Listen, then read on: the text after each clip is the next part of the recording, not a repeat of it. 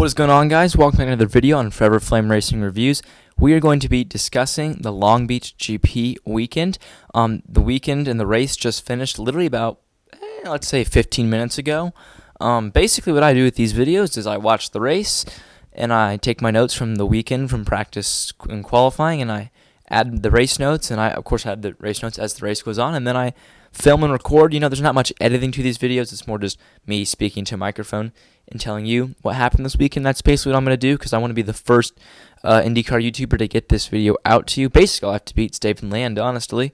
But we're going to talk about IndyCar Long Beach this weekend. Sorry, I just completely forgot what I was talking about there. I just want to say, before we even talk about anything, thank you to Pato Ward. That pre-race, when he did that thing with the Chargers, just looked cool. You had the Chargers NFL players asking, man, how many of these McLarens did they make? And he's like, I believe 750. And they're like, oh, which one's this one? He was like, this is the first one they made. And they had the big old welcome sign for Pato. I don't know. Just small little gigs like that. Just, I really think make IndyCar look so cool. And it really was a really cool gig. And it was with an NFL team. The Chargers put it on their social media. Pato put it on his social media. IndyCar put it on the broadcast. It really was just so cool to see that. I personally loved it. I don't know if you guys loved it. So, let me know in the comments down below if you think they should keep on, putting gigs like that with different drivers for every race. For the Indy GP, they could do something with the Colts, with Connor Daly, local driver. Alabama, they don't really have NFL team, do they? You could do Alabama College, the University of Alabama's football team. You could do something with their sports teams.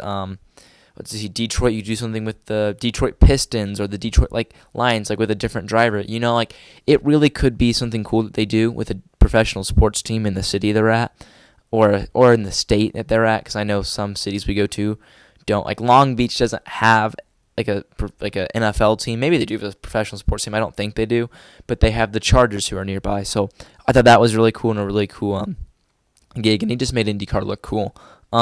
Now let's actually talk about the racing that happened this weekend. Really the practices weren't anything crazy to write home about, but qualifying, I just want to say Andretti, I think, might be the new benchmark in qualifying. Meyer-Shank is really good. I think Meyer-Shank and Andretti are definitely the two best teams in qualifying, but after this weekend, I think I'm ready to put Andretti ahead of Meyer-Shank in terms of qualifying. I mean, 3 cars in the Fast 6. They've been rapid all year long. I think them and Meyer-Shank are the only team to have their cars not get eliminated in Q1 so far, and that doesn't surprise me at all. They're the two best teams in qualifying. Andretti is kind of like Meyer-Shank last year, where they're not 100% doing great in the races, mainly on Ericsson's side, but Kirkwood obviously is good, as he won the race today, and so is Colton Herta. Andretti should be 2 for 3 on the season right now in terms of race wins. Herta was on the right strategy in St. Pete, had the lead, fumbled in the pits. Herta should have won in St. Pete, and then obviously Kirkwood won today. But Andretti really should be 2 for 3 on the year. And you can make an argument that, I think they're the best qualifying team. They're right there with Ganassi. I really think as the years played out so far, I think Penske's right now the 4th best team. I really do think you have McLaren, who I think right now is performing better than Penske. I think Andretti's performing better than Penske. And I think Ganassi's performing better than Penske. I think this week improved it.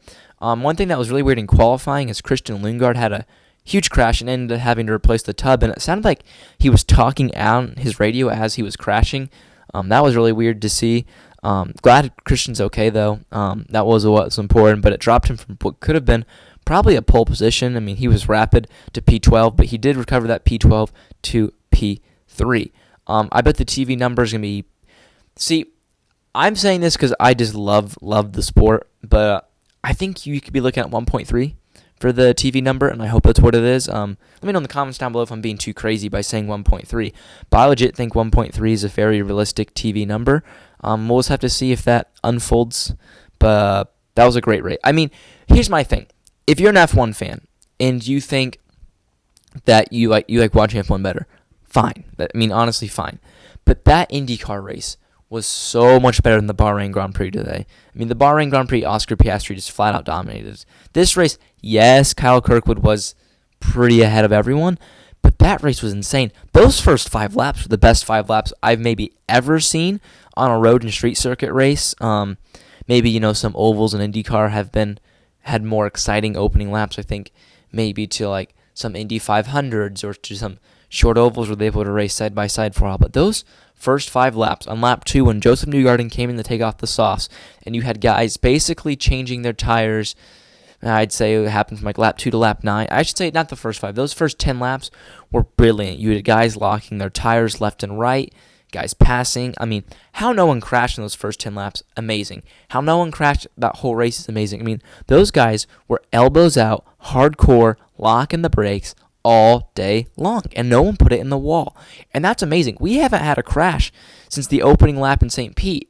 We haven't had a crash in the race, I should say, since the opening lap in St. Pete. I mean, genuinely, I do think that race would have been better with some caution and some wrecks, because as much as I'm glad seeing clean races and guys not getting hurt, wrecks do make IndyCar more exciting, ultimately.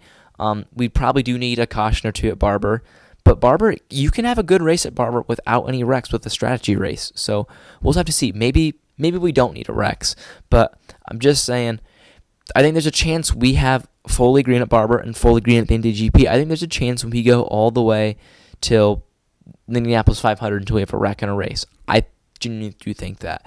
Because you're definitely not going through Indy without a wreck. But I'm getting off topic here. But just super, super, super good race. I loved it. It was just phenomenal. I mean, those first 10 laps were great.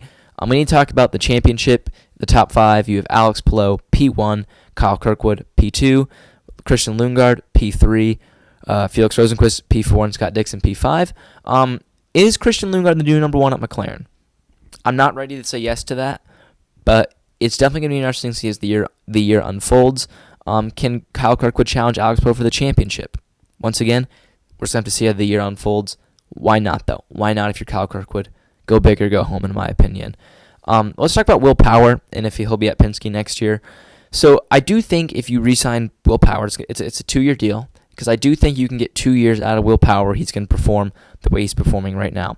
But his performance, he won that championship in 2022, which is really random, and his performance for me has kind of gone down.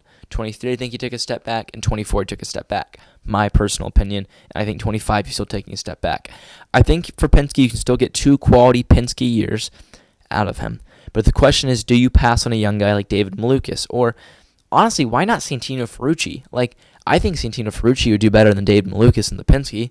I mean, why not Santino Ferrucci, honestly? But that's a question for another day. But I think if you're Penske, I do think you probably should look somewhere else besides Will Power. But I think the IndyCar silly season this year is going to be terrific, honestly. I can't wait for that.